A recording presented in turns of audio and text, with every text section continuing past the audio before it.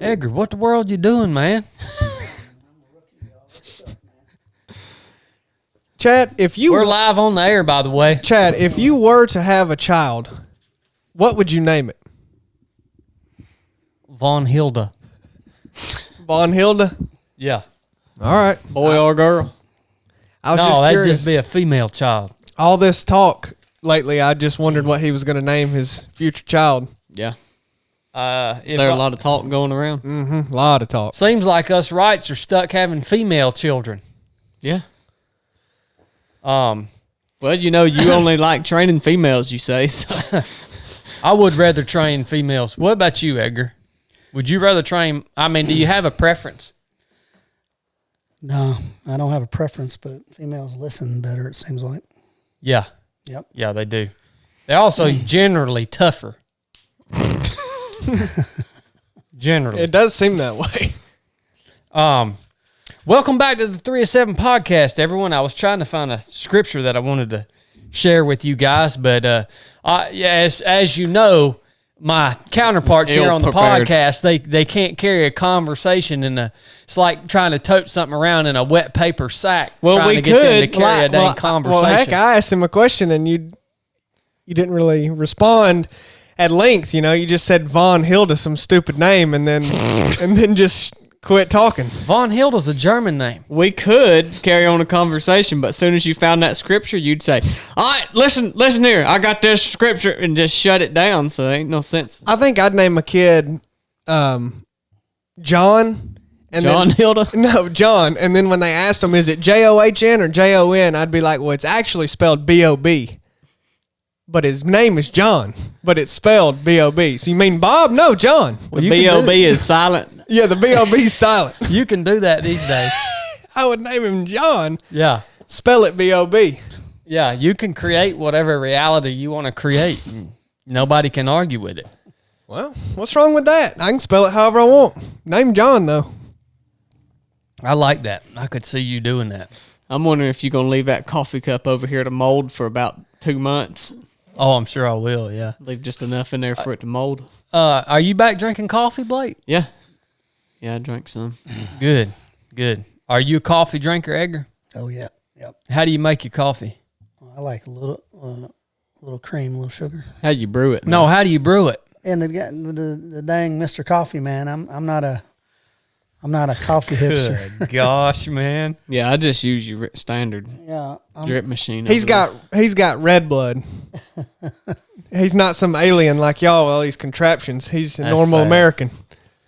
Now look, fellas. Weirdo. Look, fellas, we're going to talk about training today. The first thing I want to do, though, is debrief this team PT this morning. Oh, man. Because, I mean, I'm trying to figure out what happened because we did this PT and you guys, Edgar, Blake, y'all couldn't even eat breakfast. All right. What the crap, man? All right. Y'all know you got to put fuel back in the tank, right? All right. Did you not see me? You sat right next to me. Man alive, we ain't recapped a team PT in ages. When Chili, This is going perfect. when Chili came by me on his first trip back down the mountain, he said, "Huh, you better look out for your partner up there, son. He's dying." I said, I think Blake's sick. And I was wondering what was going on. But what was going on with you this morning, Blake? Because you were, a few weeks ago you were doing real well, and it seems like you're back to square one, man. Well, I had coronavirus backed up by strep throat. Sick for 2 dang weeks. Coronavirus is still real? Yeah. Dang. Yeah, man. Good gosh, I didn't eat nothing but 4 bowls of chicken noodle soup for 2 weeks. Lost 15 pounds. Here's the only second workout I've done. Well, I would have figured you'd been able to run better. Well, What was your poor performance on the swim, too? I mean, you've been getting I came in second place in You've been swimming. getting all these highfalutin swimming lessons and crap, and I thought, well, surely to God you're going to be able to beat me on the swim after getting all these lessons with these professional swimmers and stuff. And Well, you kept freaking running into me, so I just stopped, and I said, well, I guess I'll just let him go. Did you see him there at the beginning? He does it every time. I think he did it on purpose. Just kept running into me, beating me with his hands. And when we did the retard PST, can't even swim straight. when we did the PST, I did the 20-minute swim, that K, it took me like 28 minutes. I swear 4 to 5 minutes was because of him running into me the whole time. In that pool? Yeah. Dude, I had to stop over and over and over again. He can't even swim in a lane. So, look, y'all dummies. No wonder you win. Everyone just says, "What is this idiot doing?" I'm just gonna stop. I want y'all to imagine. Look, I want you to imagine you're lined up on the beach with 300 men. All right? And you got to do a 2-mile ocean swim. And all 300 men start at the same time. And y'all think it's bad? Y'all are over here complaining about little old me running into you?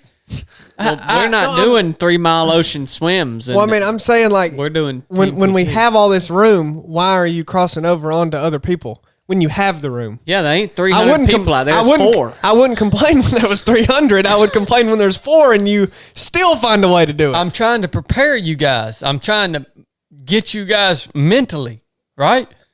I'm trying to prepare you guys in case you ever have to do a legit ocean swim in a triathlon or whatever, I mean, I'm trying to get you ready. Well, if we ever sign up for one, then you can start preparing us. But till then, just learn to swim straight. Everything that I do is for you guys. All right. What's sad? It's like that. No. It's like that Conway Twitty song. Everything I do is because of you to keep you safe with me. Is this the first on the podcast? That's my job. You know what? That sounded so much like Conway. I bet if this went on YouTube, it'd get demonetized. What is sad is there's people listening to this that believe that. Yeah. They believe, he really does. Everything he does is that calculated. It is. Yeah, well. That shot you fired off over the top of the target. We're going to talk about that in a minute. I've also got a magic pill to sell you because you're dang gullible if you believe that. Yeah. Look, Blake said earlier today, and I took terrible offense to it. He said, Chad, he don't do nothing no more. Okay? Well, when did I say that? You said that back at the house. Oh, that's true about me. Everything that I do is to develop you guys. That's what I do every day. Every time I call you, every word I tell you, everything we do for PT, everything is to develop you guys. All right? So when you think I'm not doing nothing, you don't understand. I'm making you stronger every day. That's just like Chili. Chili spent the last 2 years just a sad sack, and I have brought him out of that to the point now that he's nearly tuned up enough to break some world records, man. I told you he would. It took me 2 years to do it, but calculated every word I said to him, every interaction we had was building Delayed him it up about a year without him even knowing that I was doing it. I read this quote earlier on the Instagram. It said, "When I understand that everything happening to me is to make me more Christ-like, it resolves a great deal of anxiety." So we can just mend that quote and say, when I understand that everything happening to me from Chad is meant to make me better, then resolves a lot of anxiety. So now we can just know that when he does these foolish things and we think, man, what is this idiot doing? We say, that's to make us better. And then we can just not worry about him being foolish, and we know that he's perfectly sane. He's just trying to make us better. Well, we called it over breakfast. You and me looked at each other and said he's gonna, because he kept saying, "Oh, you're strong, Chili." I don't know why he keeps saying that, but You're strong. all I knew what he's just setting it up so he can take credit for something that I don't even know what he's taking credit for. Typical. Other people will believe that as well. It's the same people who believe everything you do is calculated. That's all right. What happened on them sit-ups? Man, that was a sad effort. Was that 71 sit-ups? Was that calculated That's sad. too? I think that was calculated, getting about 49 sit-ups. That was calculated. I did 71 sit-ups and how many push-ups I do, Edgar? 60? 60, yeah. In 2 minutes, yeah. Talking a lot of crap to only be doing 71 sit-ups. So Yeah, look, that's the fact that you sad guys beat me at something is that means I'm doing my job, all right? Y'all don't understand. My whole mission in life is to make people that matter better, all right? And you guys matter to me, all three of you guys, all right? So my mission in life is to make y'all better. So That's Paul Wilder's mission statement. Lead people who matter to do things that matter. that's right. Mine's a little different. It's about the same. Well, it's different. You ain't got a mission statement. Remember that? Yeah. I ain't even got one. Okay, so we hadn't even told y'all what Team PT was this morning. It was a 500-meter open water swim. It was and then we ran from there, and we did 2 trips up the mountain, so about 6 total miles of running. And then max push-ups in 2 minutes, max sit-ups in 2 minutes. So it was kind of a modified PST. Edgar said something the other day at the range that has really stuck with me, and I'll probably use this the rest of my life, Edgar, if you don't mind. You summed it up very well, because we at 307 Project, we are all about having standards. And you said at the range, you asked a question. You said, "What's the difference between amateurs and professionals?" And what's the difference, Edgar? Well, I'm not taking credit for that. Paul Howell said that. Paul Howell, if you don't know who that is, he was one of the Delta operators in Mogadishu, Mao, Somalia in 1993. Anyway, the difference between professionals and amateurs is professionals have standards. Yes, sir. So if you're out training, you're out doing things, whatever it is you're passionate about doing, if you're not holding yourself to a standard, especially when it comes to gunfighting and that kind of thing, it's just a hobby. Yeah. Yep. Yeah, that summed it up Yep. very well. And I think, it challenged me in a way to say, okay, well, we need to create standards around all the things that we're passionate about, and we need to go ahead and establish those and have them written down somewhere. Yeah. And that's what the PST is all about. It's a physical standard test. Well, that's what PST stands for, physical standard test. So it was a modified PST this morning. What about you, Chili? How'd you do? Any pinch points? I mean, tell the people about your new swim stroke you've coined. Well, I did, the first time we ever started swimming together, I had a stroke then that I kind of just nicknamed the Chili, but I've kind of developed it over time, and I prefer, especially what it's evolved into, to call it slap drowning. So basically your left hand doesn't really do anything. Okay, it just stays under the water and kind of just crawls like this. Just every now and then kind of digs like a little hermit crab. But your right hand really rapidly comes up and back and slaps the water. And then it's on a rhythm of, usually I'm counting in my head, like 1, 2, 3, bang, 1, 2, 3, bang. And then so that's the slap part. And then the drowning part is I don't breathe, but about 3 times every 100 meters. So Okay. I just stay under and just, and legs alternate between flutter kicking, and the frog kick. Okay. Well, is it? I really like the name because I feel like the lake turtles that are standing on the beach. We call them lake turtles. If y'all haven't seen the YouTube video that we posted at the triathlon Chili and I did, you can get on there and watch it and see what these lake turtles look like. But as they're watching us swim, I feel like they're looking at you and saying, "Dang, that joker is slap drowning out there." Well, that's kind of where the name came from. I actually had some people make comments when the lake was real busy that day. I heard one lady go, "Good gosh, is he all right?" So I'm not even kidding. So yeah, apparently it's something to behold. I haven't really seen it, but I just know how to do it. You look in distress when you come out of the water. When I come up off the beach? When you come up for your breath? Oh, yeah. Yeah, I think I do. I like that guy that was telling Edgar, hey, you're going to have to go the other way. You gotta. I'm standing here. Was that old boy talking to me? I was just about to say that. Yeah, that about I didn't hear pissed a me word, off. man. I kind of looked up and then shimmied away. But That ticked me off. Yeah. So guys, if you're listening to this, we're down here in Georgia, and it gets hot down here in Georgia. And let me tell you right now, the average human in Georgia is a terrible excuse for a human. I mean, just be real with you. The Southern culture, as much as I love it, it is not conducive. It doesn't produce athletes. Yeah, it is not conducive to fit people. And so when it gets hot down here in these Georgia summers, all of these folks that eat 3 meals a day at the Bojangles, they congregate on the water to cool down.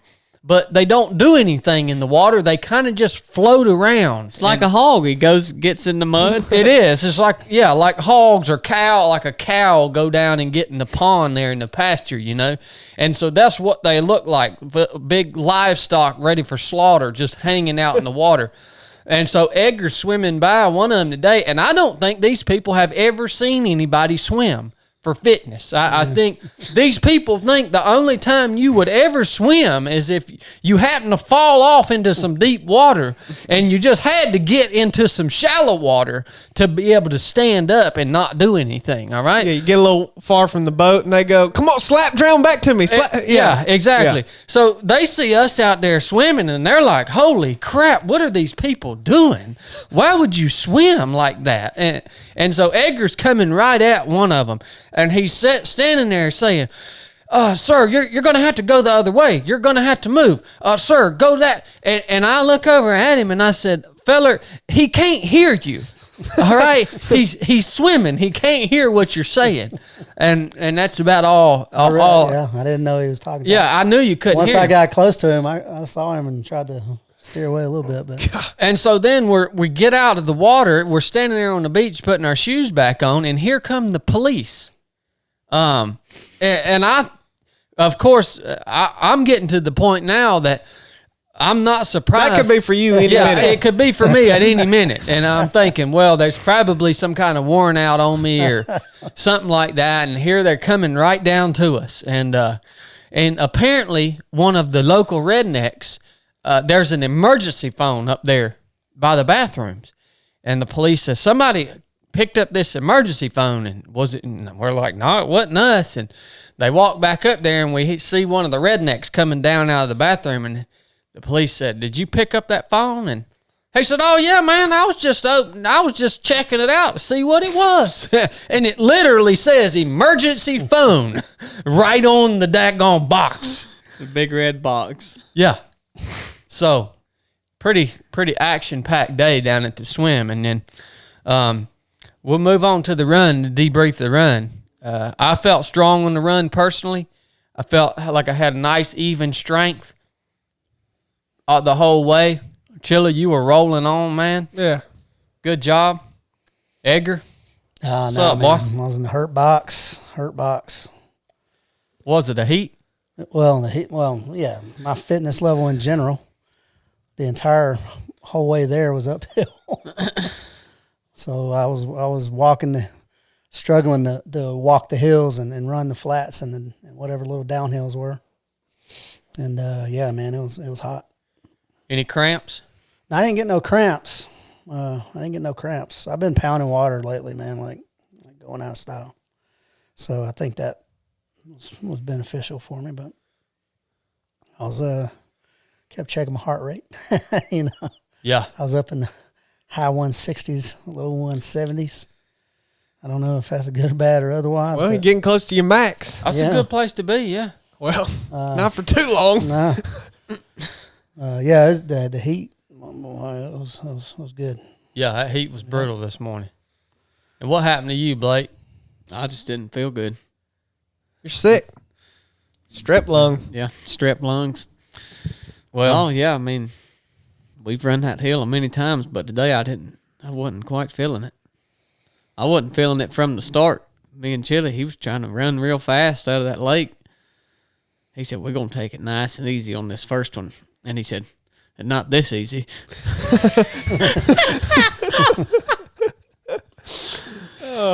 Yeah, I tried. Then we got to the house, and he said, "I'm gonna go get some water." I said, "Roll on." Well, push up, sit ups. That was easy day, y'all. No. Go ahead. I Tell mean- me. He How did gonna you- skate right past that, ain't he? What's the standard, and then what did you do?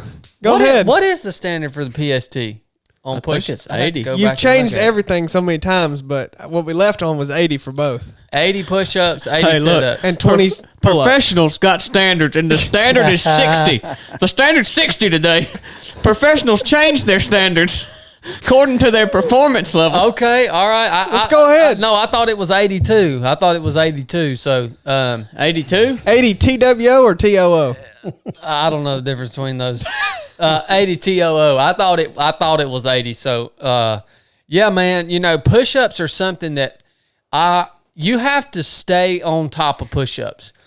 Push-ups are one of those things that you can't just get good at them and then kind of slack off for a few months and come back and expect to bust out a bunch of push-ups.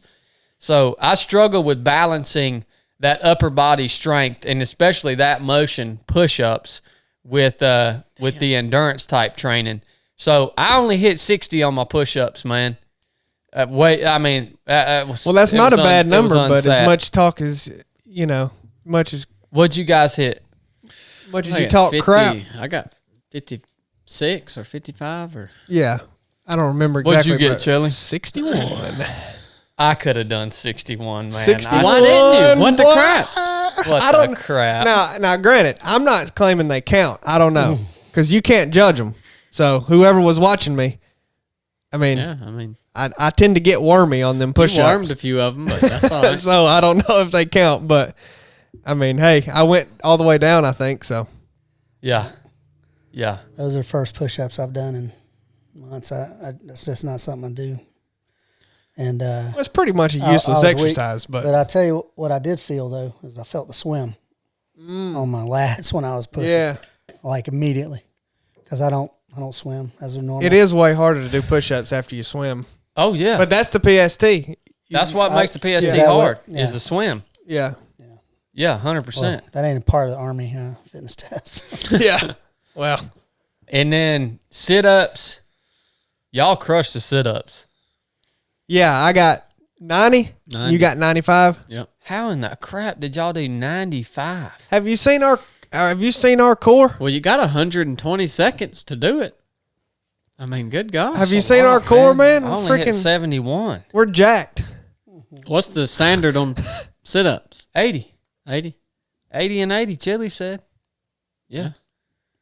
Well, I commend you guys. Me and Edgar are subpar on our sit-ups and push-ups. Anybody can do 90 anything in 2 minutes is smoking. Once again, I don't know if they counted. Oh, yeah. They But- were good sit-ups. okay. Yeah. We'll do a YouTube video for y'all on the PST. We'll do a YouTube video for y'all where y'all can see us go through it, and it's a good standard. It's a good fitness standard. That's why I like running, man. Ain't nothing got to be judged. Yeah, you're right. Running's just I mean, it ain't really no way to fake it. Yeah. You can either do it or you can't. Or swimming. Yeah, same thing. Running's just a more natural movement, I ain't a dang fish, all right? Yeah. I will say I crushed you guys on the swim. I actually did 600 meters. Yeah.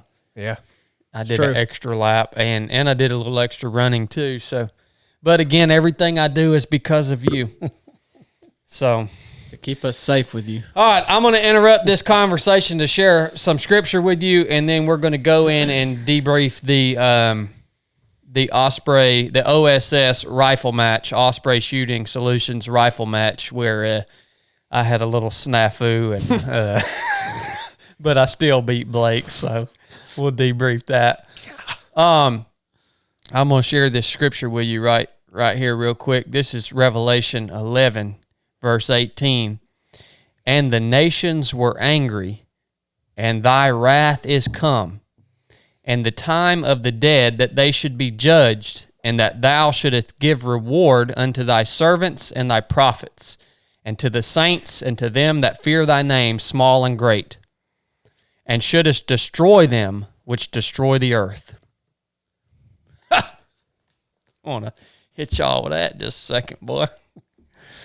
Yeah, I've been reading Revelations. I read it about once a month. I absolutely love that book. Why is that? You know, a lot of people have trouble making sense out of the book of Revelation. For sure.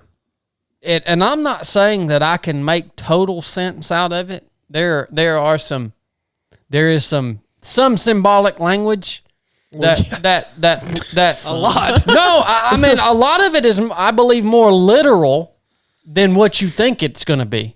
I think a lot of the language is more literal than what you think it's going to be. But there are pieces of it that won't make sense until you're the person that is seeing it happen, right? I think you like it for the wrath and Yeah. That's all it judgment is. and I'm gonna tell you, man. just I yearn for the coming of Christ. I mean, I yearn for it. Well, Christ as King, right? And I guess that's why I like the book of Revelation so much. why? Why do you yearn for it so much? Because I'm ready for all this to just be wrapped on up, son. yeah, I mean, when people say that they have hope, well, the only reason that you have hope is because you believe that Jesus is coming back. Because if he wasn't, or if you didn't believe that, what's there to have hope about? You see what I'm saying? Yeah. So like when some people say that they don't yearn for that, but they have hope, I'm like, what do you have hope in? Sometimes I don't even think people know what they mean when they have hope. The hope that you have, whether you know it or not, if you have hope, is that he's coming back to end all this suffering and evil. You see what I'm saying? Yeah. Like that is the hope. There is nothing else to be hopeful about. Like I wouldn't have hope that this is going to turn around. It ain't going to turn around. So the only thing that you could have hope about is that. Yeah. I mean, I guess some people may believe that just through natural circumstance, this all turns around, but I don't think so.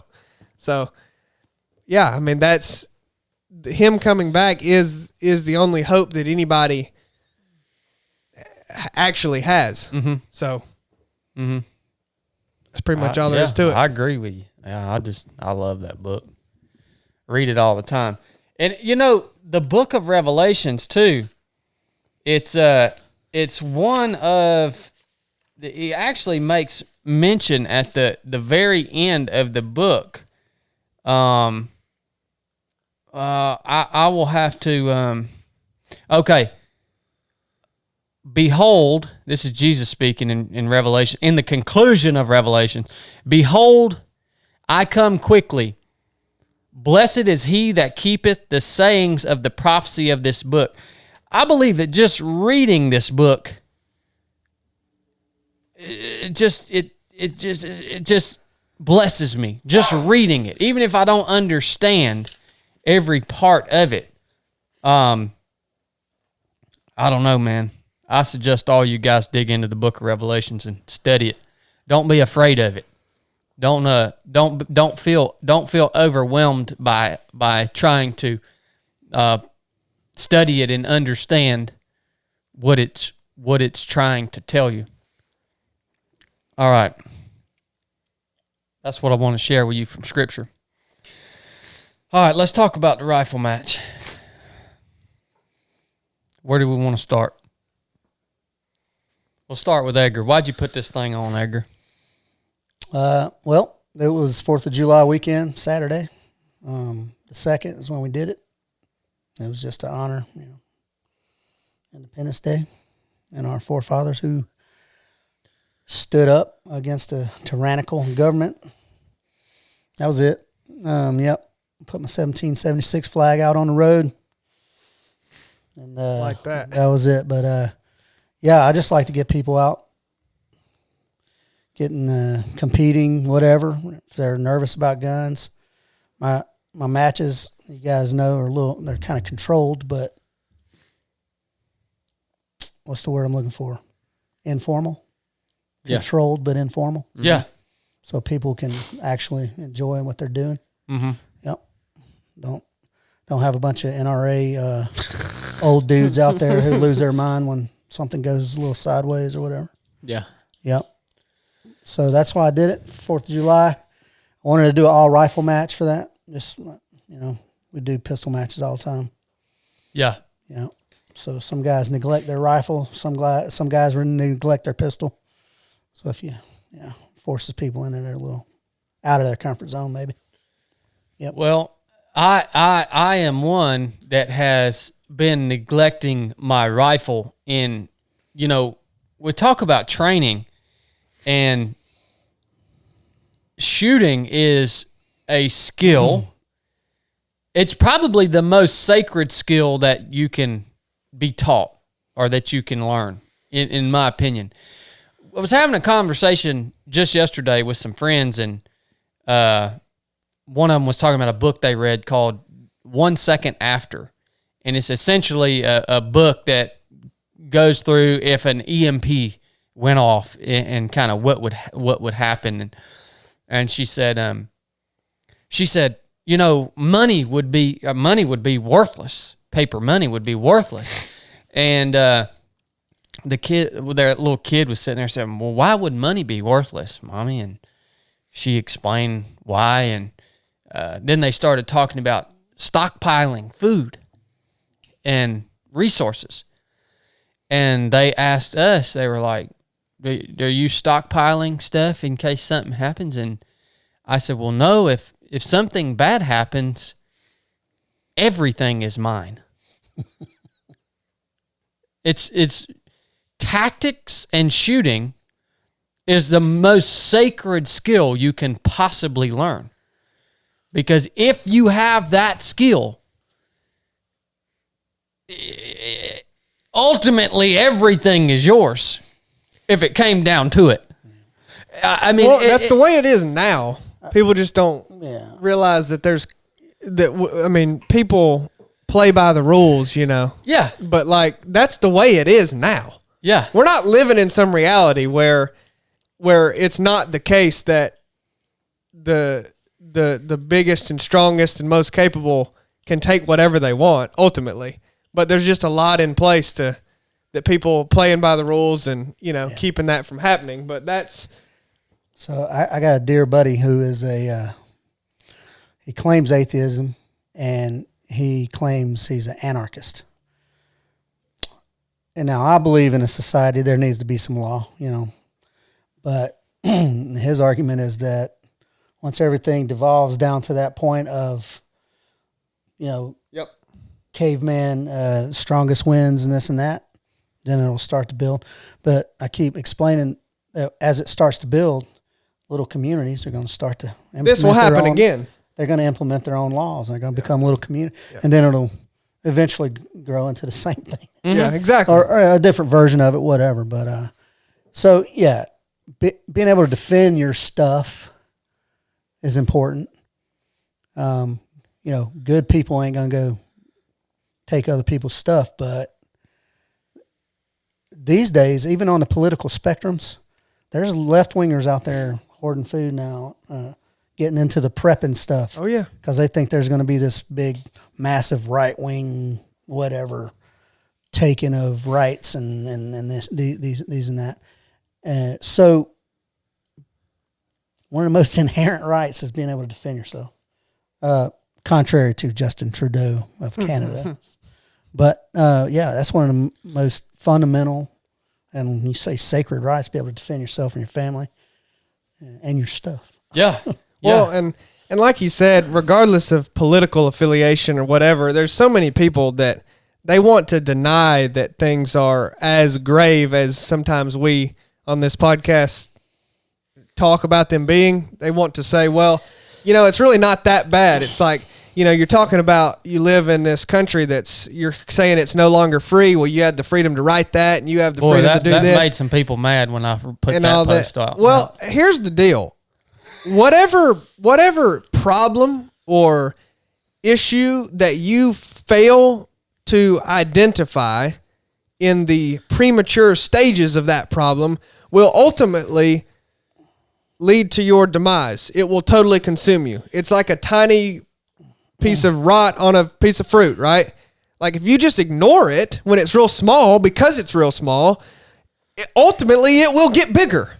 And like it will termites. And it will destroy the entire thing. That's exactly what's happening. And that's how it ultimately does take over, is they convince people that nothing is wrong. You're in a burning building, but it's all good. Everything's fine. So you can think that's hyperbolic language, but it's the reality of what you have to get ahead of. And nobody wants to get ahead of it. Mm-hmm.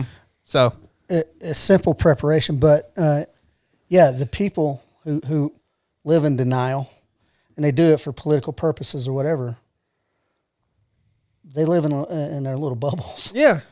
Once you have an encounter with violence, your perspective changes on things. If you've been a victim of something, your perspective changes. And violence is not a partisan or political issue.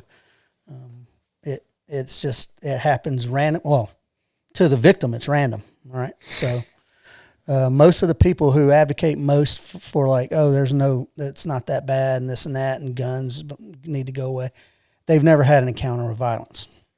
So, and I don't want them to, but until they have a realization, they're always going to, be in that sort of denial.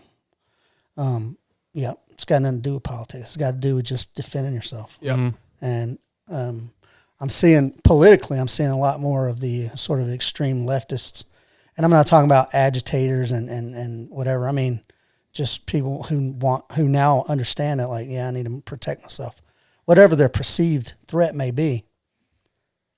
When people come out to my range, I don't care what they think the threat is. Yeah.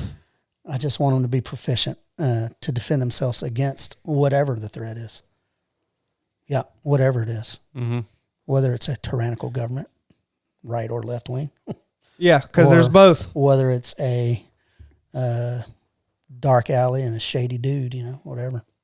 So, defend yourself, man. And handling guns, I mean, it's not a scary thing. Guns exist. There ain't no way they're ever going to be taken away.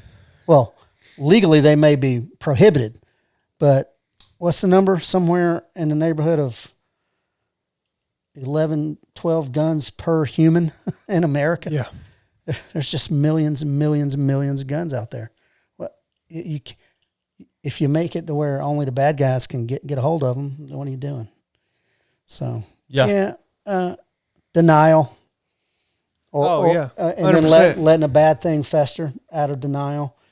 That's one of the biggest challenges in the gun sort of thing right now. The gun business is those who advocate against because they don't know. Right. But if you've ever been to a third world country, it's also clear. Right? Yeah. Once in Afghanistan, my first trip, this had nothing to do with Taliban or anything else. One Afghan neighbor had beef with another Afghan neighbor. Joker put a landmine at their front door. Jeez. Their main gate. Guy comes out of the gate. Boom! We hear it at the fire. We go check it out. And it was neighbors beefing, so he landmined his house. Jeez. I mean. Yeah. Well, they can't depend on law. They can't. There's not a. No, and that's not what I was saying. Third world. Yeah. They still have sort of the strongest. Yeah. The warlords are the strongest guys. They've managed through fear or respect amass people who fight for them, and they ain't got no problems with taking care of business in a violent way. Well, like you said, if you reduce it down to the basic core, like an anarchist would want, that's the society. That's what happens. Yeah. And you got a problem with somebody, you just go kill them, and then you're fine until someone's got a problem with you that's bigger and stronger and comes and kills you. But ultimately, like Edgar said, because I have my simplistic mind kind of desires that too, of like just. Hey, I'll take my chances. Just put it back, which I'm not even. That's not because you have me to protect you, Chili. No. That's not me saying that I would do well in that situation. I'm not even saying that. I just like that. It's like, hey, that makes sense to me. It's just Whoever can hang can hang. Survival of the fittest. I'm not even saying I can hang. I'm just saying I like that. Well, you can outrun anybody. Yeah, that's true. But like he said, ultimately that doesn't last. I bet a lot of people would aspire more to live a quiet life, mind their own business, and work with their hands. Hey, I'm not saying I can't hang either, because I could go hide somewhere. If I ever ran across somebody, then I'd be in trouble. I'm a big fan of the little catchphrase that an armed society is a polite society. Yeah. Yeah. So if you don't know, if a bad guy's out there cruising the streets and everything's even odds as far as he knows, he's probably less likely to take action. If a gunman shows up at a parade and everybody else is armed and he just assumes everybody else is armed. Yeah. Dude, I saw that, man. I saw that when I was actually on the way back home from our rifle match. I saw that, dude.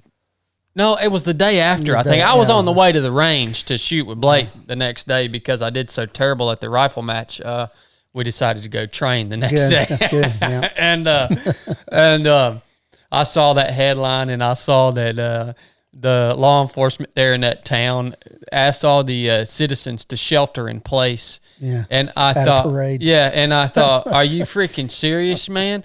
And I so bad wanted to say, no, the citizens of this community should come out in force and find this individual, do their best to take him alive, and promptly hang him on the Broad Street right there, and then carry on with the parade.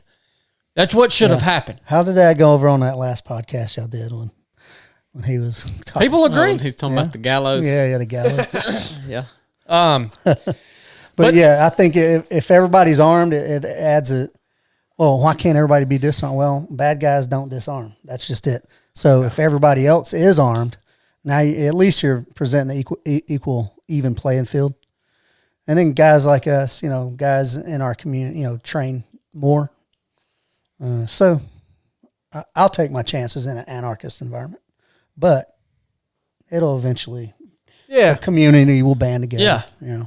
On some level. And then, because how exhausting must it be, like constantly 24/7?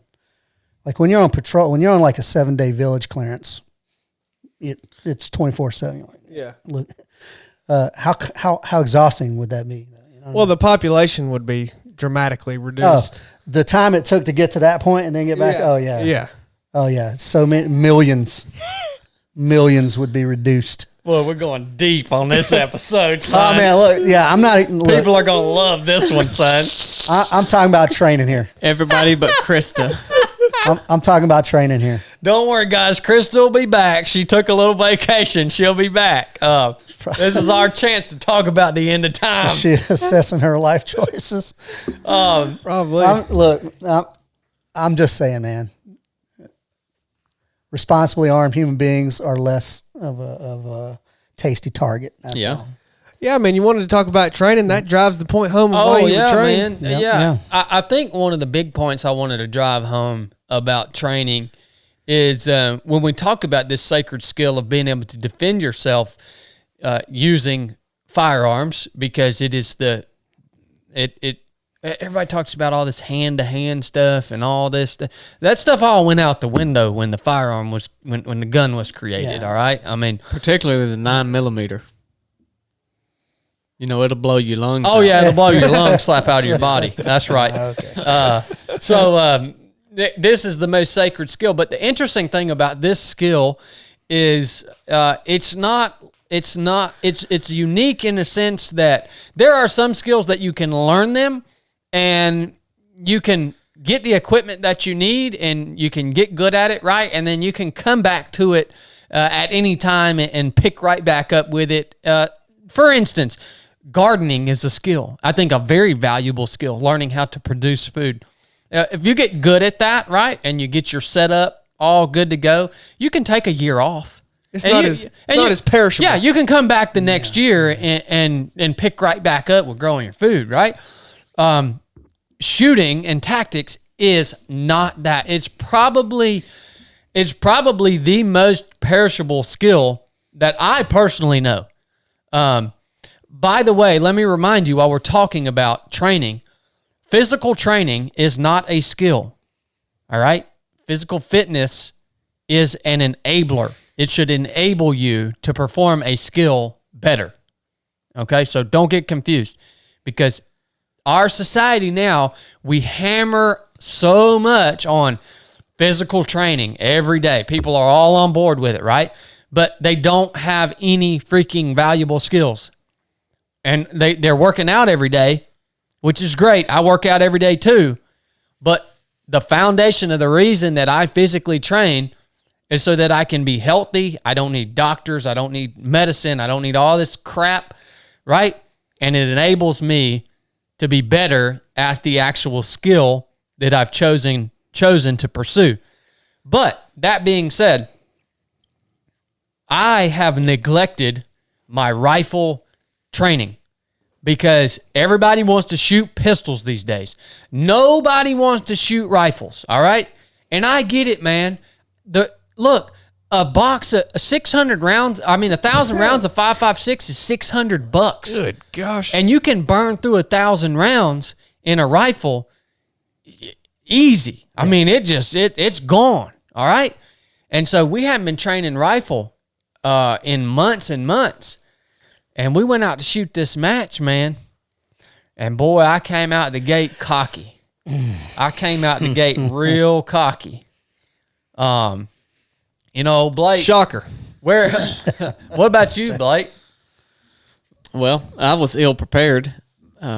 So he had one gun that was halfway sighted in. Yeah, I had switched some optics around on my guns and had signed up for it pretty well in advance, and that was when I got sick, and so I didn't feel like going and sighting my guns in. And I had one that I knew I had sighted in before, but I didn't know where it was hitting it. I figured it was low, close in, and probably on at 25 or whatever. And so that's just what I brought. And Saturday was really the first day I felt good. And I still hadn't ate much, but so I was ill prepared physically and with my equipment. Mentally. He wasn't mentally, yeah. You told me. I mean, you kind of like had focus issues, you know? Yeah. I mean, that's a bigger part of shooting than people think. Oh, he's just making excuses. No, I mean, he think just hadn't trained think right. about how many people. No, yeah, I mean, and that's another part is I don't know when the last time I trained rifle was. It would have been with you because I always shoot pistol. Edgar said another thing. What's the most important part on your rifle? Yeah, you got to, no matter what distance it is, you got to zero that rifle, and you got to know where that zero is. The zero. Yeah. That's right. If you're shooting without having zeroed your rifle, you're just guessing. Well, I took my guns to the range and I sighted them in at 36 yards, and I moved the target from 7 to 25 to 50, 75, and went all the way out to 150 yards. And I know I got the target where all three of my rifles are hitting from that distance. Yeah, that's what you got to do. And so, and there's a lot of dudes out there that's always tinkering around with all these different optics and whatnot. But man, you get a setup. For me, my main gun, I know I zero at 50 yards and 200 yards, and I know where that joker's going to hit every time, bud. Why do you zero at 50, Edgar? Well, the 36 is all right. That's a well-respected dude that I follow and have trained under. That's where ultimately mid-range, the margin of error is less. Because the Army, and I don't know if the Navy does it, they zero at 25 and 300. 25, yep. Well, mid-range, your margin of error is somewhere in the neighborhood of 6 to 8 inches. Whereas with a 50-yard zero from 50 and 200, your mid-range margin of error is a few inches, maybe 3 inches. So you can put red dot in the middle and get a hit, probably without any question. Whereas with a 25-yard zero, and ultimately it doesn't matter if you know where your bullets are going to hit. It just takes the thought process, and that's with red dot stuff, Yeah. Because you kind of got to imagine somewhere. yeah. Like if you're real close, for instance, all your red dots, you always hitting a little low, but you got to know that stuff. But knowing it, that's the whole point. Don't matter where you zero at, as long as you know what your holdovers are at whatever distances. Yeah.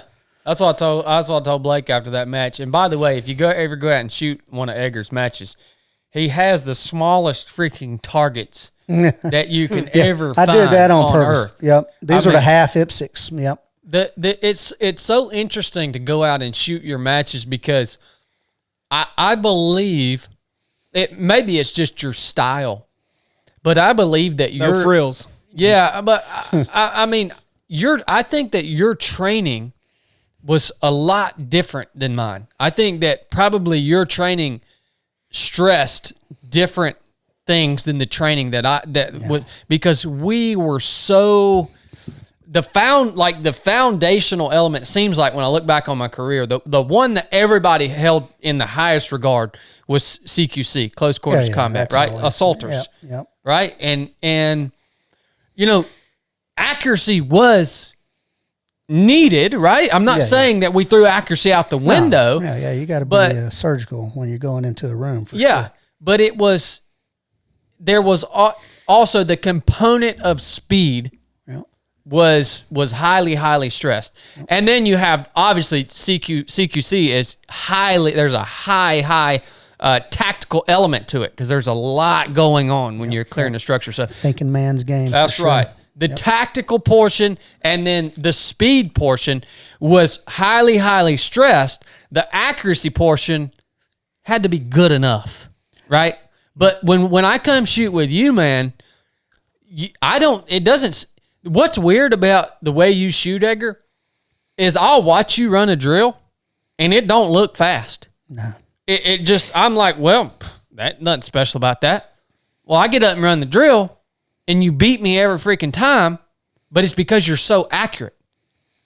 And that's what challenges me so much when I come out and shoot with you, which leads me to my second point about training. Not only is this skill perishable, but if you want to learn this skill, you have got to train with multiple credible people to become the most well-balanced shooter. Yep. You have got to do it, man. Yeah, it's good to dip into some different disciplines when it comes to shooting. Most of the guys I follow and like really do my sanity checks off of are tactical dudes, like Delta dudes and whatnot. But, I follow a handful of competition shooters who have zero tactical background whatsoever, but they know how to shoot a gun. Yeah. So you got to get a little mixture in there. Like what we do out there is tactical and action shooting and competition-oriented shooting. It's not like service rifle and pistol stuff where you're at distance and just standing or whatever. But getting some different points of view really helps, just tune your stuff right up. I think it's absolutely essential. Yeah, I mean, agree. Yeah. Everybody's got a style and everybody's got a personality, but you'll always get something different from a different guy. Yeah, as long as he's yes, vet your instructors for sure. Make sure they're credible guys, but I want to say you can't go wrong with any special operations type guy because we all do so much shooting just all the time. Thousands and thousands of rounds, but. Check that YouTube channel out and make sure he's not up there doing some wazoo stuff too. You know what I mean? Yeah. Somebody in the shooting stuff usually don't get wazoo. It's the tactics that somebody wants to throw some weird stuff in. Yeah. So, vet your instructors, man, for sure. But there ain't nothing proprietary out there in the shooting business. It's all out there. Oh yeah. It's all out there. There ain't nothing new. I ain't going to introduce nobody to no new way of holding a gun. I'm just going to show you what the universally accepted professional way to do it is and show you where you can make little tweaks. My thing for training, one of the things I pride myself on is individual attention and assessing. That's why my classes are small. If I did a 20-person course, you're going to miss somebody. You know what I mean? You're going to blow over somebody who's doing all right. So you just kind of ignore him and you go to the people that are, so, having 8 or 10 guys out there, you can really just tune everybody up. Mm-hmm. But yeah, I use the small targets. Yeah, everybody wants to do fast, sexy stuff. Yeah. But you got to put the rounds on target, man. Yeah. And I score the half IPSCs just with higher penalties even. So anything in the C zones +1, anything in the D zones +5. Yeah. So if you ain't on your P's and Q's, you ain't going to be competitive. It makes you think about that zero, man. Yeah. It and I the next day after the match, I ordered those targets. Yeah. Yeah. No, man, they're good. And then, so one of them we did out to 75 yards and worked our way in. So even that will mess some people up if you don't, that aren't, they zeroed at whatever yard line and then only shoot at 15 yards from the rest of their time. You got to get out there. Unfortunately, my range ain't really set up for longer stuff, but soon, cause it's coming sooner or later. Yep. Well, yeah, man, you got to train with, and I think this applies in fitness too. I mean, I would apply the same principle in fitness. If you have the same coach, right? If you're trying to get better at running or weightlifting or whatever, if you if you have the same coach for 3, 4, 5 years, you're not gonna be as balanced and as good as you could possibly be. All right. Well, it applies to anything because no one person is like the person teaching. So if I only get instruction from you, well, I'm not Chad, so I can take the things that I'm good at that you can teach me, but then Edgar can teach me things that I'm also good at, and you can pick and choose from. Yeah, that's just being well rounded. Yeah, everything you do in there. What about frequency of talking shooting specifically? All right, because I get this question a lot of times with new shooters that we have out on the range. They ask, "How often do I need to do this to stay proficient?" And I think it's a valid question. I mean, everybody wants to know. For me personally, the question becomes, well, how good do you want to be, right? And question is, how much can you afford to buy ammo? Yeah, but I think the answer is the real answer, whether you want to hear it or not. If you want to be a proficient shooter, you should do some sort of training with that weapon every single day, right? Yep. Even so, a lot of the days it's just going to be dry fire. Yep. But do not discount the value of doing dry fire in your house. Yep. All right. Even with a rifle, you can dry fire, and there's so much stuff on the market today with lasers and this and that and the other that and I'm not pimping Mantis X, but if you shoot with that thing, there's so many data points that thing picks up from your draw all the way out to your shot. Hold on, what is this thing you're talking about? Yeah, it's a Mantis X, and they got a few different models, but and it attaches to your gun. But the point is, as soon as you touch that gun, it starts tracking data. Wow. So, and you can see on your app, you can see a visual of the arc of your gun as you push out. Not only does it track the time it takes you to get out, you can see how your gun was shaking while you're out there before you close the deal on the pistol. I've never seen this thing before. Mantis X, yeah, that's one of them. There's a lot of laser shot, and there's a handful of them out there. Mm-hmm. But hey, if you're on a budget, put a pasty on the wall, draw and shoot it. You got to hold yourself accountable. That's all. If that sight moved when you pulled the trigger, assess why did it move and fix it. And repetitions are good and important as long as they're correct repetitions. Yes. Yeah. If you're training the wrong thing, all you're doing is ingraining the wrong little neural pathways up there in your brain. Mm-hmm. Yep. So, any professional will tell you dry fire. So if you go to a range once a week, you still should be dry firing in the house. I do it at my TV. My wife watches Supernatural, so when Dean comes on TV, I draw. You answered it perfectly though, broadly with how many times should you train? Yeah. how good do you want to be? Yep. That's with everything. Yeah. I mean, there's no answer to that. And I get sick of people asking that with running and other stuff. It's how good do you want to be? Yep. Then the answer's pretty obvious. If you want to be the best in the world, train every day. Train multiple times a day. Yep. I mean, same as with shooting. So with defensive shooting, though, right? When people are trying to get the bare minimum level of whatever they think training is to be able to walk around and defend themselves, I tell people all the time, especially in my little everyday carry courses or whatever, and I got an armed self-defense course where we do force on force. How good do you think the bad guy is? you can't ever underestimate. Yeah. Like, what if that dude's been an MMA dude for ever since he was 6 years old? How fast do you need to be then?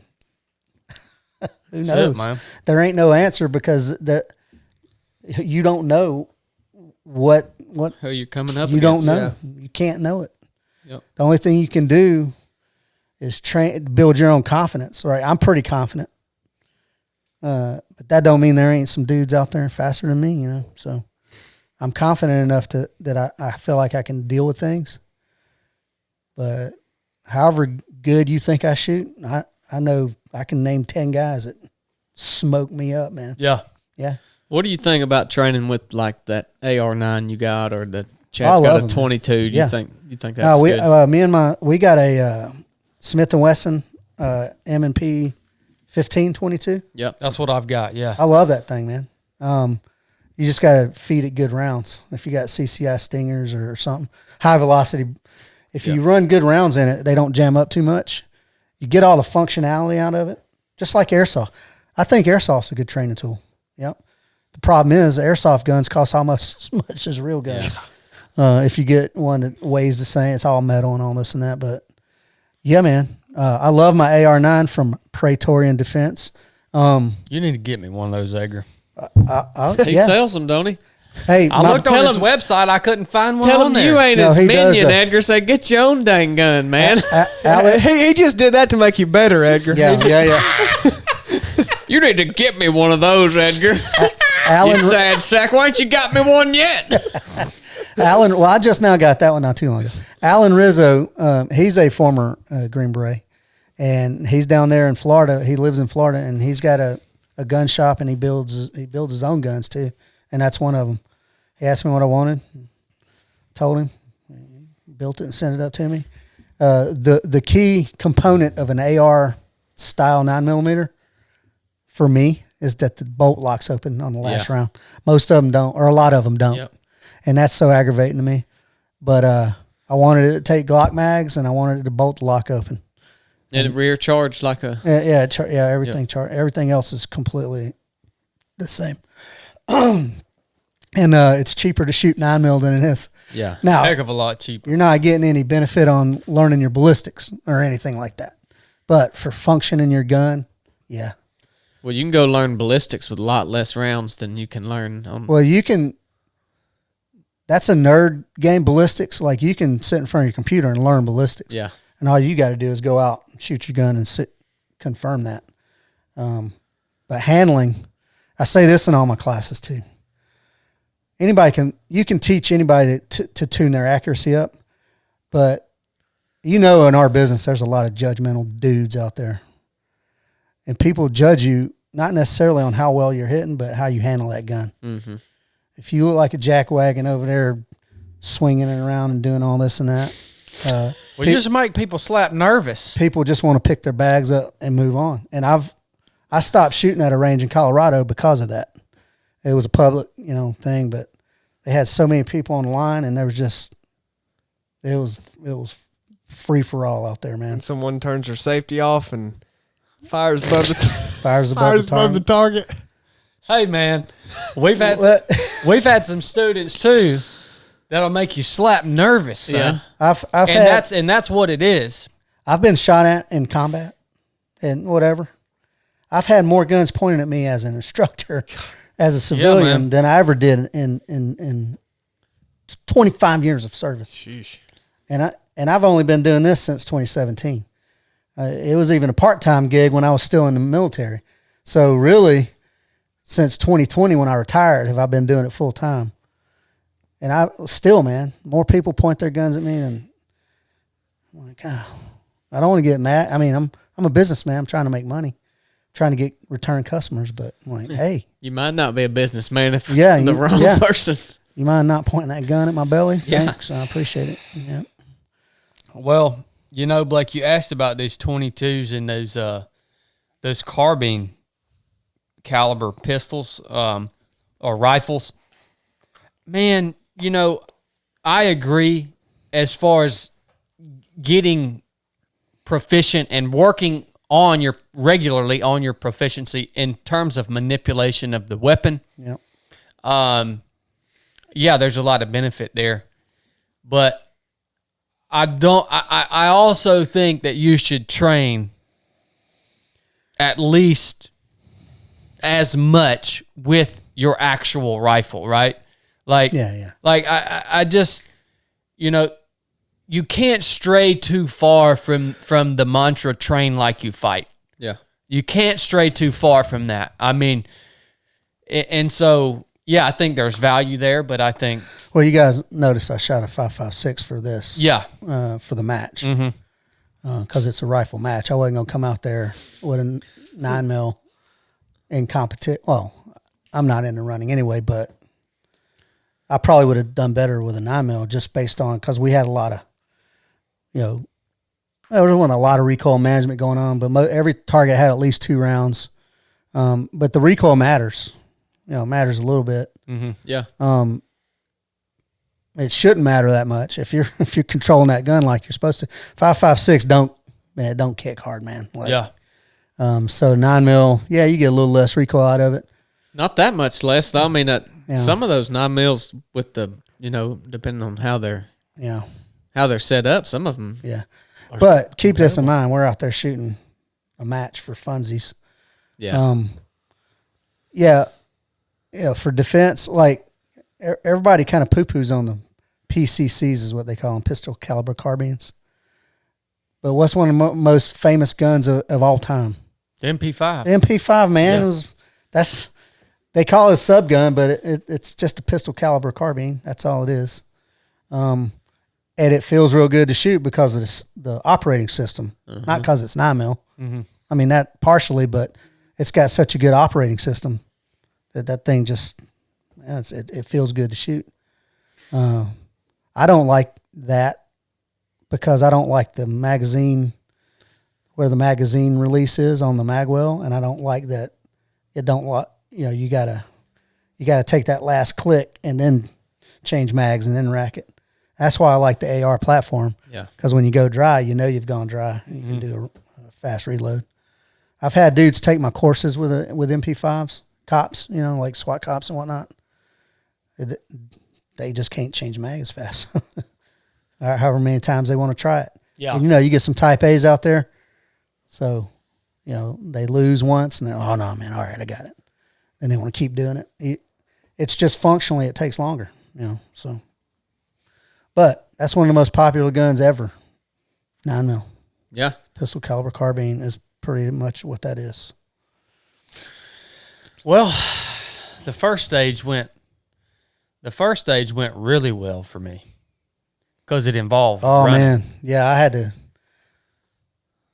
to turn my afterburners on to Yeah, I actually could have done that stage faster, but when I was my first sprint down to the 75-yard line, I realized I had to slow down running so Edgar could catch up to me because I didn't want to turn and face down range while he was still running and try to catch up. No. So I lost some time.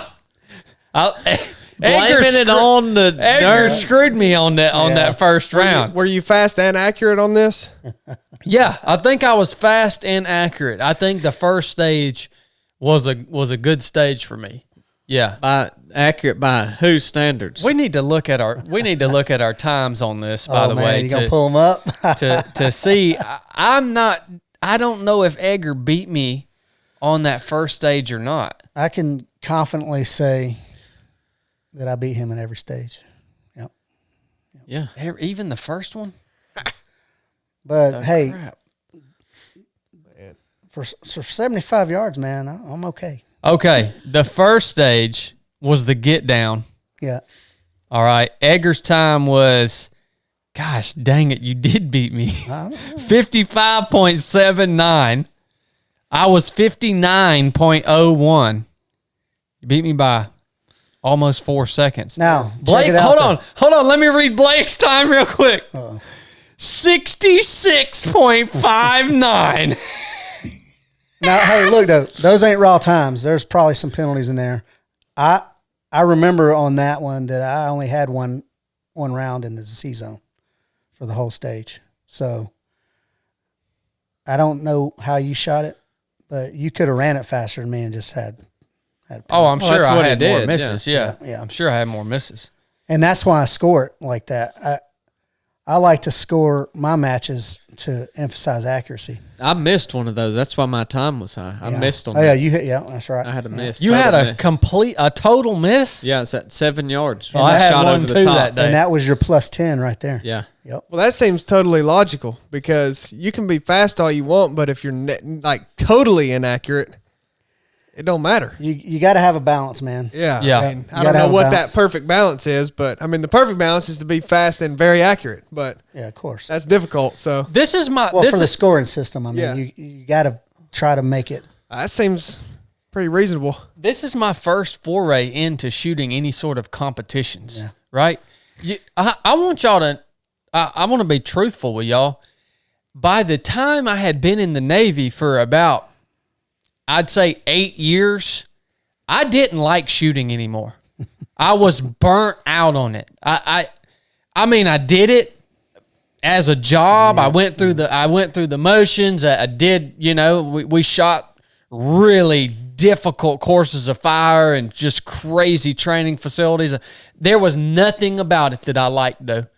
And when I got out of the Navy, I didn't think I was ever going to pick up shooting again. Like I will always have weapons and I'll always, shoot every now and then just to keep my skills up, you know what I mean?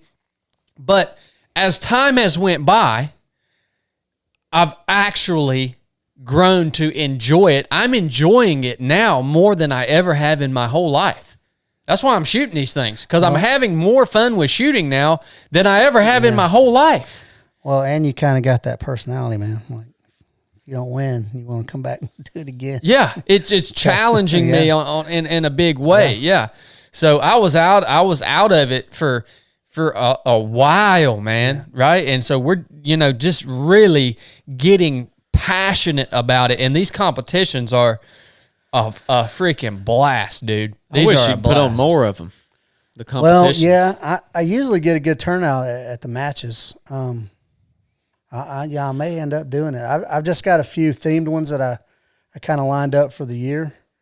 But the next one's not really till October. Well, got the Mogadishu Mile, and then I got a Halloween, which I think I'm just going to make a pistol. I don't know yet. Haven't sorted it out yet, but there's going to be a match around Halloween time.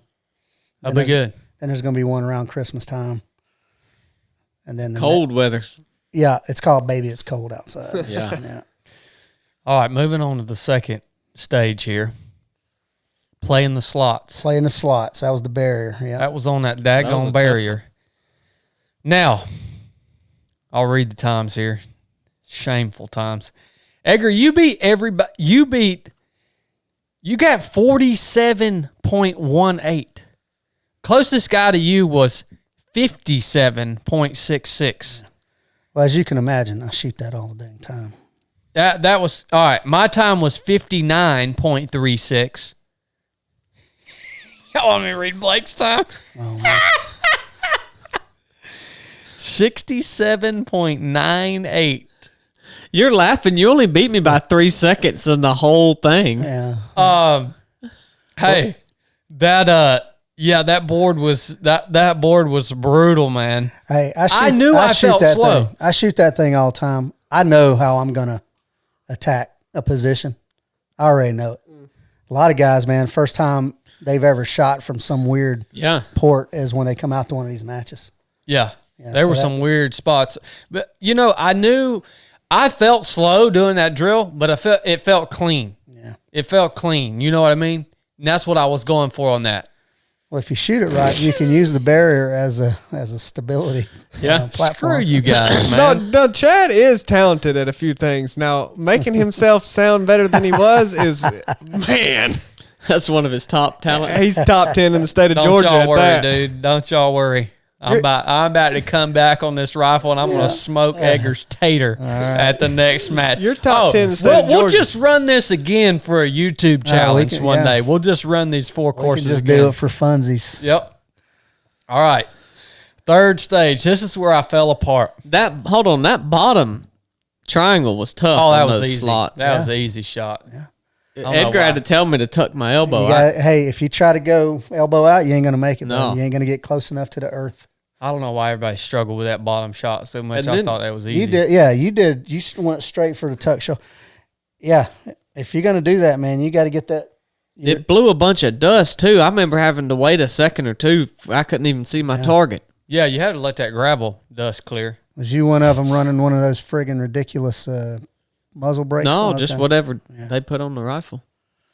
There's some dudes out there with some crazy. That little rifle I was shooting, it thumps. Good Lord, Yeah. man. Yeah, blow. Yeah. The double agent. Yep, that's swapping shoulders. I'm going to tell you. A lot of stuff going on Now, there. look. The double agent took a lot of folks out, all right? Yeah. All right. This drill,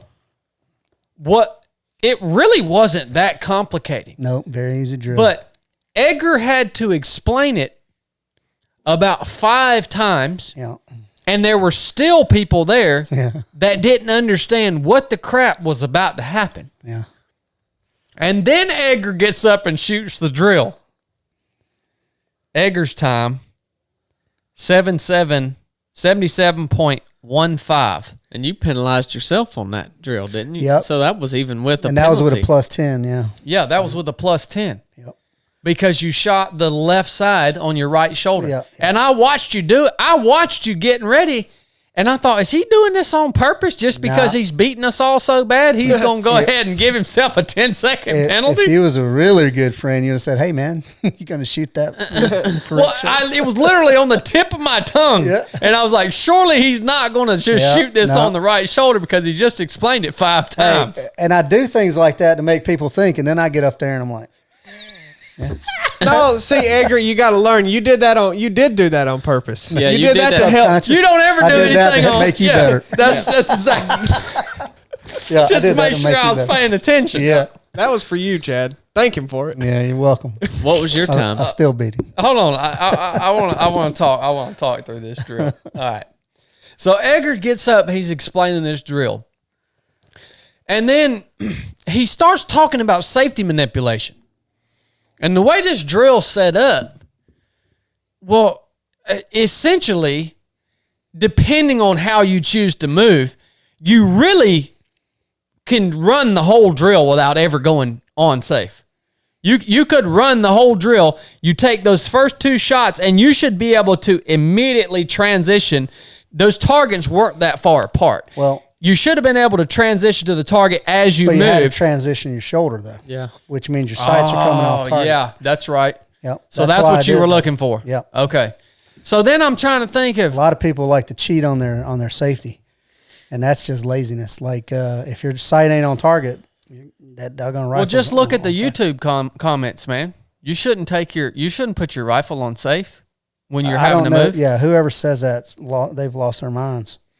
That's what the YouTube people said. Hey, I know a lot of operator types. Everyone, you don't prep your gun by putting it on fire and then moving around. There's just too many variables. Yeah.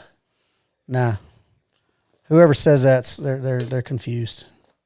Yeah, anytime your sights come off the target, Your gun's on safe. your that's weapon it. needs to come on safe, right? Yeah, yeah. So Edgar's talking through this safety manipulation and which that should be second nature, right? You shouldn't have to talk through that. Yeah. I mean, that should be second nature if you are tuned up. Yeah. You know what you're doing out there with the rifle. He runs through the drill. He screws it up. and so Beats everybody. still beats everybody. My time, so Edgar was 77.15. I was 79.75. I'm surprised that I was even that close to you. Let's see. Blake. Now, is this the drill? Okay, I can read Blake's time now without laughing. 78.67. Good job, Blake. Well, I know. Is that the one where the deal went down? Oh yeah, I'm gonna talk about this. Yeah, I was going to ask. Is this where you got a 50 Okay. plus 50? Okay, Yeah. so Edgar, A safety violation. the reason I said Edgar was talking about this safety manipulation, the reason I even mentioned that is because I'm using this new rifle that I bought, and it has an ambidextrous safety on it. All right, it's a Daniel Defense rifle. I will be totally upfront with you guys. I have never trained on a rifle that had an ambidextrous safety. Not a single rifle that I used in the teams that I trained on had an ambidextrous safety, all right? Well, I didn't think nothing of it. I just thought, well, this just is what it is. It's a brand new rifle. I took it out there, which is stupid in the first place. But I had been noticing all throughout the day that safety, every time I would manipulate that safety, I would feel it hit the other side of my hand. And it was throwing me. It was weird. It was throwing me off, right?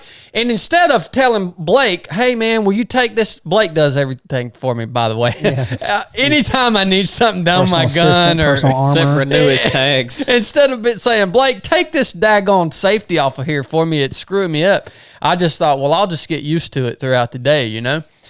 So Edgar talks about safety. So now safety's in my head, right? The safety manipulation. I don't know why it's stuck in my head. It's second nature anyways. And I'm moving through this drill. Boom. I move across the thing. Boom, boom, boom. I get to the far right flank of the range. Mag change. I come back up on my gun to take my shot. And as I come back up and shoulder the weapon, I can feel the safety hitting the first knuckle on the other side of my hand, right? And so my brain, I sent two signals to my body at the same time. I've never done this before in my life. Multitask? Yeah, I've never multitasked in my life.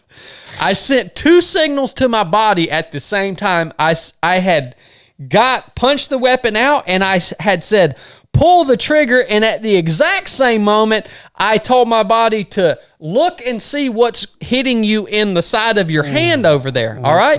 So, committed to pulling the trigger while I lift my head up to see what the crap's hitting me in my knuckle, and it all goes down at the exact same second. Pow! Right? And so... Look, man. That was a miss. Look, man, it happens. Look. I thought he was going to say, Blake, come out here and shoot this gun for me, man. I don't know what I'm doing. There was. I do want to tell you guys there was nothing unsafe here. No, I was pointed unsafe. at the target. It's my brain, like I said, it literally short circuited. I sent it two things at one time out to my body, and it just went. And just short circuited. You are disabled. And I told Blake about it later on because immediately after this happened, Blake just starts just busting. I mean, just hammering me, dude. Because now I've been hammering him all day long. All right. Chad got real quiet the rest of the day. No kidding. And so when this happens, I'm like, what? And I'm asking myself, what the crap did I just do? Like, why did I just do that? And anyways, I went ahead, finished up the round, stayed with it, finished up the round. And after that, dude, I was so angry at myself for doing that I almost didn't sleep that night. I was shaken to his core. No, he gets nervous around those guns. Well, you dude, mentioned earlier a lot of people on the range. A lot of people are nervous. No, he got nervous. It had nothing to do with being rattled. He had I hadn't shot this gun much. And when you talk as much crap as Chad does when things are going well, you got to make a decision when they go to crap if you're going to keep talking or not. Yep. It's a tough call. You go, well, man, do I just shut up or do I just keep talking? So no, this is what pissed me off, man. And it goes back to training. This is what pissed me off. right then, I realized, well, I'm pretty proficient with a rifle. I can come out here and shoot this match. But it just highlighted to me the fact that I have not been training on my rifle as much as I should be, and that pissed me off. Like, it made me mad that I had not trained with that rifle like I should have before I came out and shot that match. Well, it's specificity, right? It's going into an ultra when you've been doing CrossFit. Someone's like, hey, you been training? You're like, yeah, I trained every day. But you ain't done no running. So how's it going to go? Not very well. You've been training a lot of, pistol, right? Yeah. But if you've not been on the rifle, then it's not going to just carry over. Yeah. So. Yeah, man. And that is when I that's how seriously I value training. Like, that's how seriously I value it. Is when I realize that I haven't trained the way I should have been training consistently over time, it makes me so mad at myself that I can't think about anything else other than this is unfreaking sat. Fix yourself, son. Well, yeah. All right? Yeah. It was good. It wasn't unsafe. You just missed. But Good thing you had a tall berm back there. It might have been unsafe on a different range. yeah. Good thing it was on the right side over there. Now that being said, although I was pissed off at myself, this is another reason why we train, is to work the kinks out of our gear, right? And so immediately after that drill, I took that daggone ambidextrous safety off. I don't know why y'all like these things. I don't know why people like these things, but I will never run one on my rifle again, ever.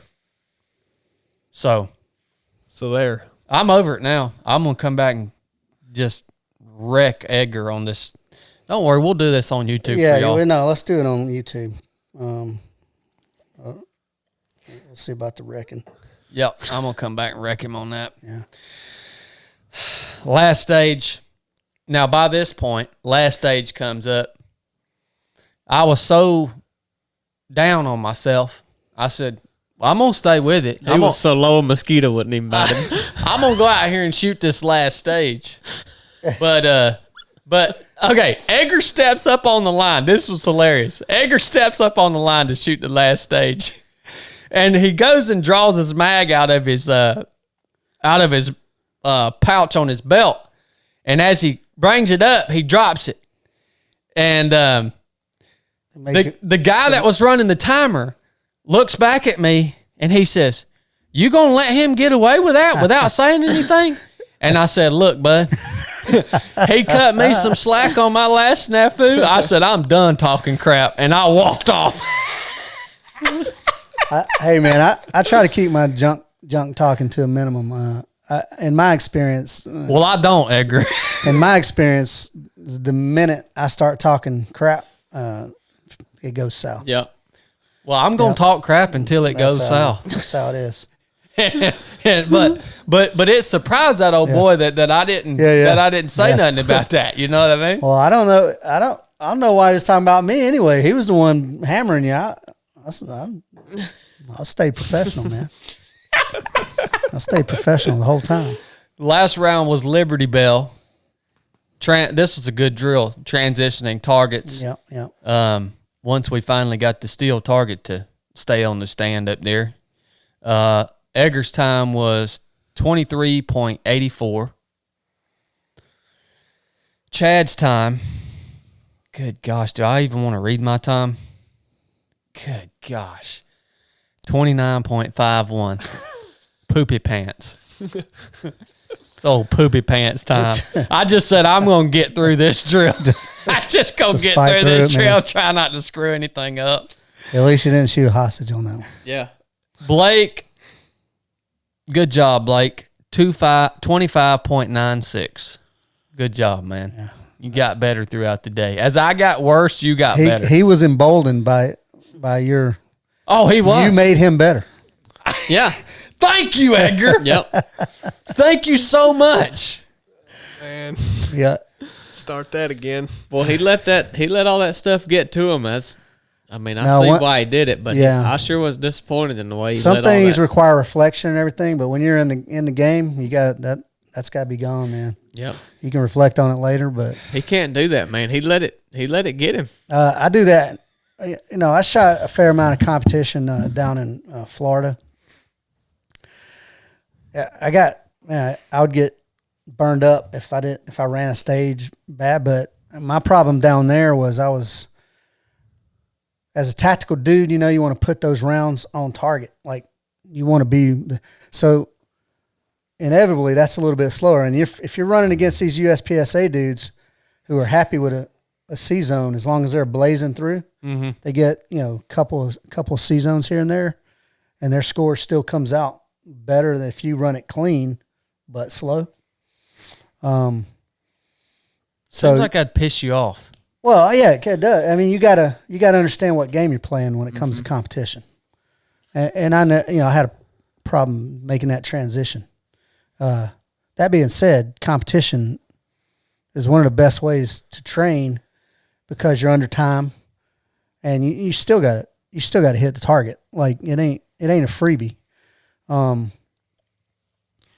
If you're not smart enough to make the mental leap from when you're doing a tactical thing and a competition thing, and you need to reevaluate. But most guys ain't in the gunfighting business, right? Like when operators shoot competition, or SWAT guys go shoot competition, they know the difference in what they're doing. I'll tell you, because I've never shot any competitions before, has been a little bit something that has caused some tension in me, because I remember the first competition I shot at your range was the pistol one. And I remember one of the stages we had to move back and run around some barrels. Yep. Right? So the barrels were essentially there as cover. Yep. And so it was causing so much tension to me when I got to those barrels. I wanted to draw my weapon, and then I wanted to pan off the edge of that cover. Right. But I had to say, well, no, that's going to add like 5-6 seconds. And I just had to break around that cover, draw my weapon, and shoot. Yeah. But I felt that tension big time, man. Well, I'll make a comparison. IDPA, which is International Defensive Pistol Association, they make you run from concealment, and they got cover, and they got things like that. And, a lot of people argue that their rules are kind of subjective, and you've got some old dude running you but you got to use cover. Guys who use cover tactically shoot slower. You still got to use the cover, though. But instead of creeping out and shooting the target as you see it, they get out there and bring it. But so that's a little, IDPA is a little more, I guess, tactic oriented from concealed carrier perspective. USPSA is just a race. I mean, it's just outright race. It's all about footwork, speed, economy of motion. Mm-hmm. Being able to put the rounds on target is like a given. If your A zone looks like this right here, you're still the A zone, right? If you get one Charlie, well, whatever. It's all about foot movement and that kind of thing. Mm-hmm.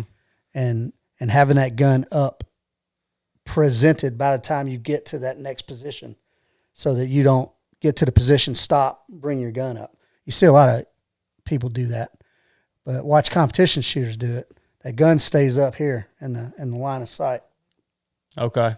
And unless it's a long movement, they still kind of keep the gun up high, and that thing, they're already out here by the time they get to where they need to be. So as soon as that foot comes off the ground into that shooting box, boom, boom, boom, they're letting it go.